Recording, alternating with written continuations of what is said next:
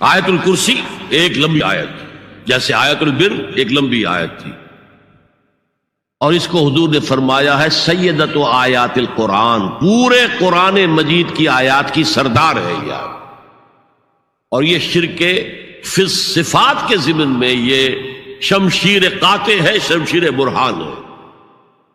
اللہ لا الہ الا ہو الحی القیوم، یہ وہی ہے قل هو اللہ احد اللہ الصمد الحی، اللہ زندہ ہے، لیکن اس کی زندگی کو اپنی زندگی پر قیاس نہ کرنا۔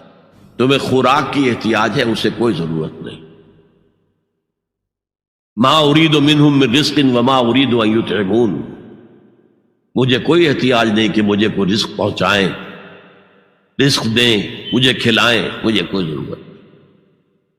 پھر تمہاری حیات نیند، اونگ، تھکان، ان تمام کمزوریوں کے ساتھ ہے۔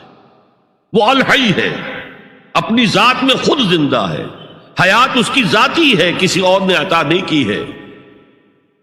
ہماری تو مستعار ہے، عمر دراز مانگ کے لائے تھے، 4 دن 2 آرزو میں کٹ گئے، 2 انتظار میں۔ اور القیوم بقیہ پوری کائنات کے لیے وہی ہے، اس کو تھامے ہوئے ہے۔ لا تاخذہ سنۃ ولا نوم، الحی، حیات کامل، کہ اس کو نہ نیند آتی ہے نہ اونگ آتی ہے۔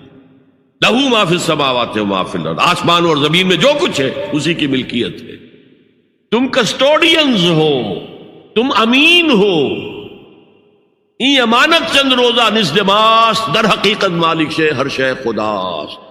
یہاں تک کہ یہ میرا جسم بھی میرے پاس امانت ہے۔ میں کون ہوں؟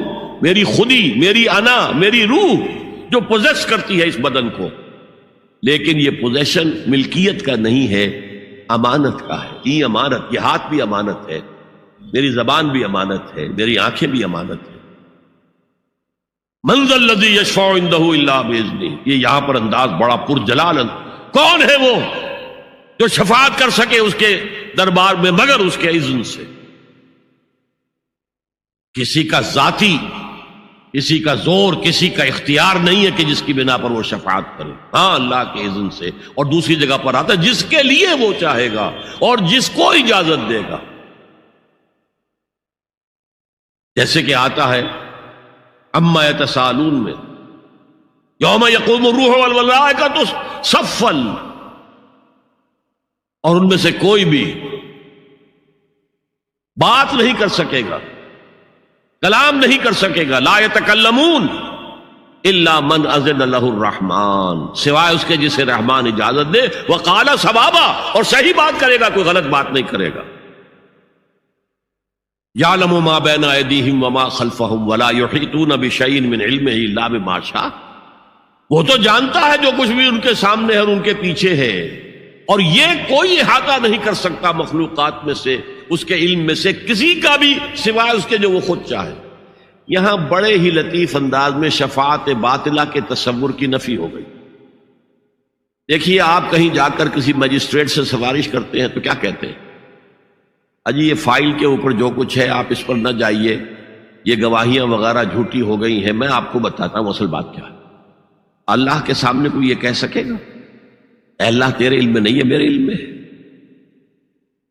یعلم ما بین ایدیہم وما خلفہم، وہ تو جانتا ہے جو کچھ ان کے سامنے اور جو کچھ ان کے پیچھے ہے۔ ولا یحیطون بشیء من علمہ الا بما شاء، اور ان میں سے کوئی بھی، جیسے کہ میں ابھی بتا چکا ہوں، بریلوی مکتب فکر بھی کہہ رہا ہے کہ اللہ کا دیا ہوا علم ہے، محمد رسول اللہ کا جتنا ہے، لا محدود نہیں ہے، محدود ہے، قدیم نہیں ہے، حادث ہے، تو جتنا اللہ چاہتا ہے، جس کے لیے جتنا چاہتا ہے، لیکن اس کے علم میں سے احاطہ نہیں کر سکتا کوئی مگر جو وہ چاہے۔ وسع کرسیہ السماوات والارض، اس کا اقتدار چھایا ہوا ہے، مستولی ہے، آسمانوں پر بھی اور زمین پر بھی۔ ولا یؤودہ حفظہما، اور اسے عاجز نہیں کر سکتی ان دونوں کی حفاظت۔ قیوم وہی ہے، صمد وہی ہے، لیکن اس سے کوئی تکان تاری نہیں ہوتی، عاجز نہیں ہوتی۔ یہ اصل میں نفی ہے جو تورات حافظے سے مرتب کی گئی تھی، 587 میں نبوکڈنضر کا جو حملہ ہوا تھا اس میں اصل تورات گم ہو گئی. اس وقت سے آج تک وہ اصل تورات ان کے پاس نہیں. پیریڈ آف کیپٹیوٹی سے واپس آئے ہیں بیت المقدس میں سائرس کے لطف و کرم کی وجہ سے، ذوالقرنین کے لطف و کرم کی وجہ سے. پھر یادداشتوں سے لوگوں نے وہ تورات مرتب کی ہے، تو اس میں انسانی فکر شامل ہو گیا. لہذا وہاں یہ لکھا ہے اللہ نے 6 دنوں میں آسمان اور زمین پیدا کیے اور 7ویں دن آرام کیا، یعنی کوئی تکان لائق ہو گئی. قرآن نے کہا، اللہ تعالیٰ نے فرمایا سورہ قاف میں، وَلَقَدْ خَلَقْنَا السَّمَاوَاتِ وَالْأَرْضَ وَمَا بَيْنَهُمَا فِي 6 أَيَّامٍ وَمَا مَسَّنَا مِن لُغُوبٍ. یقیناً ہم نے آسمان اور زمین اور جو کچھ ان دونوں کے مابین ہے انہیں 6 ہی دنوں میں پیدا کیا. وہ بات ٹھیک ہے، لیکن ہمیں کوئی تکان لائق نہیں ہوئی کہ ہمیں کسی آرام کی ضرورت ہو. لا یعودہ حفظہما وہو العلی العظیم. العلی وہی ہے سب سے بلند و بالا.